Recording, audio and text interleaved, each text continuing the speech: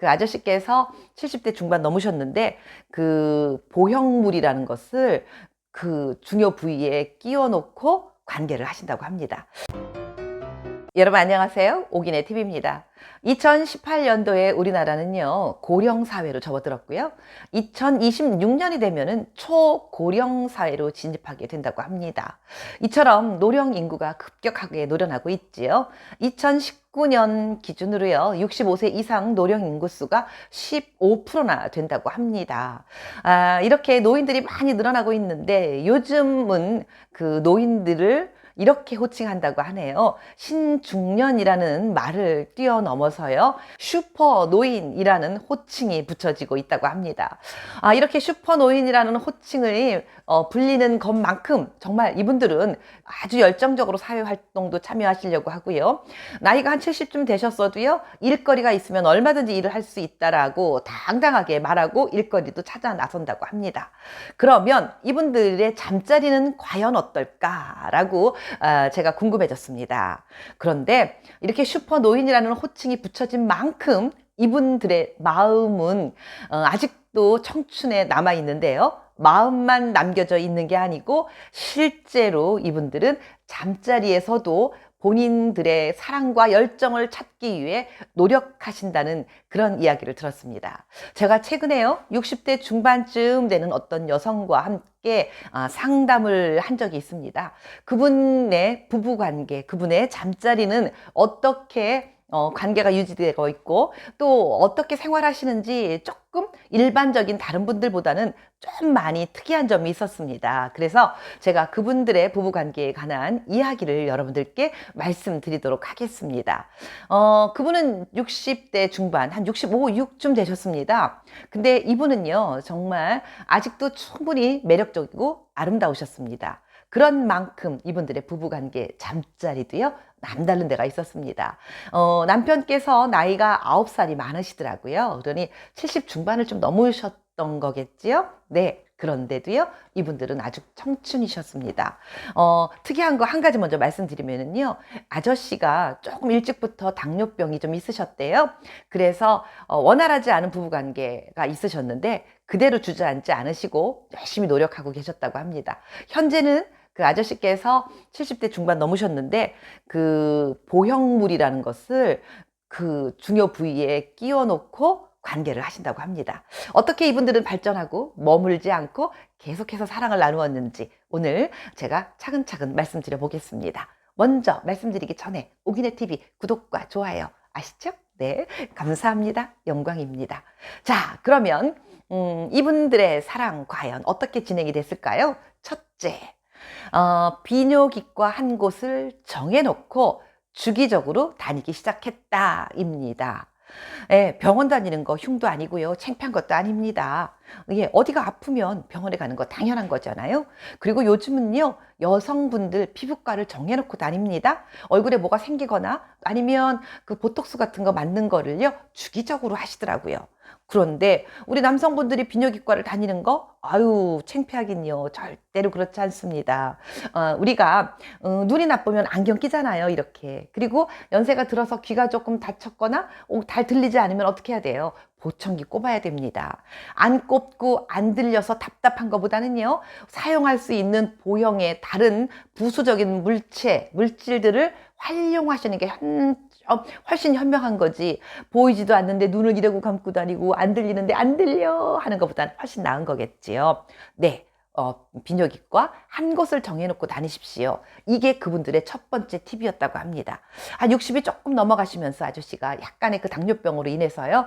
조금 이게 좀 강도가 약해지고요. 안 좋아지더랍니다. 그래서 정해놓고 다니셨답니다. 이게 첫 번째 그분들의 꿀팁입니다. 그리고 두 번째입니다. 두 번째는요, 함께 사랑을 나눌 짝꿍이 계시지 않는다면요, 혼자라도 자극을 주십시오 라고 말씀을 드리고 싶습니다.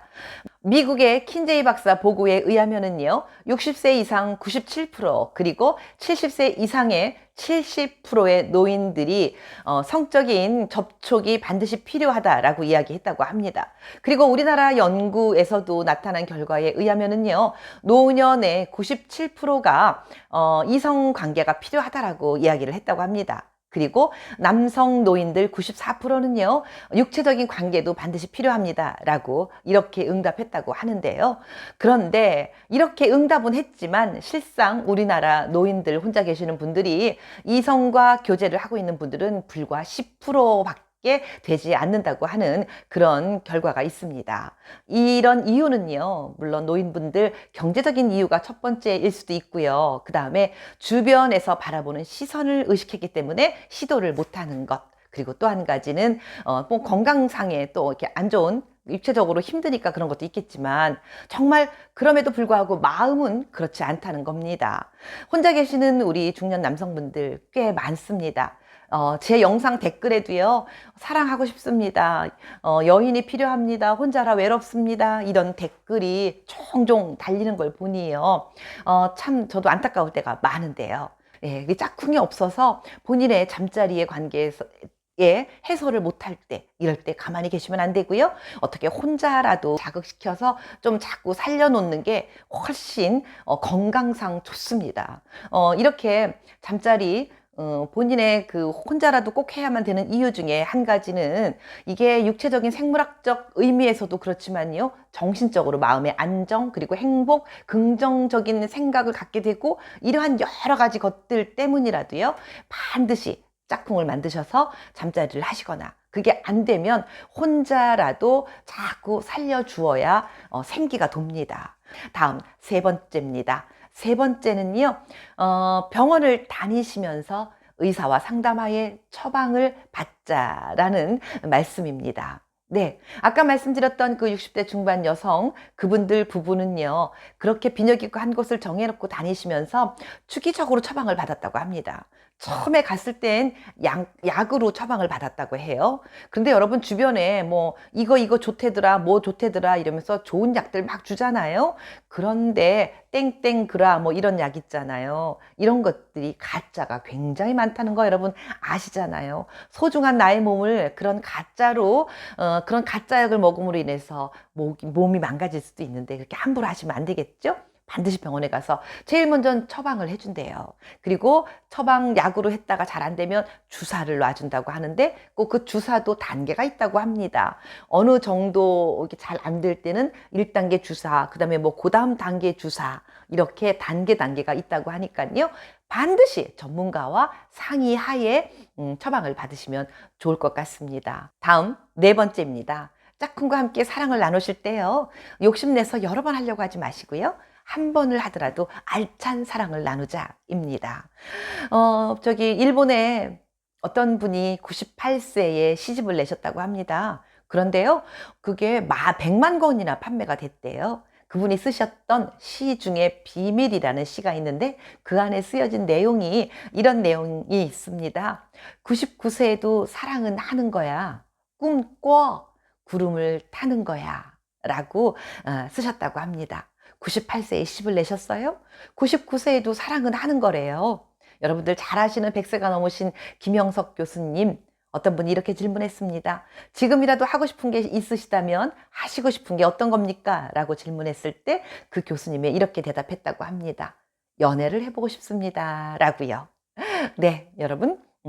올봄 혼자 계시는 분들 계시면 망설이고 주저하지 마시고요. 당당히 나의 짝꿍 찾아서 나서시길 바라겠습니다.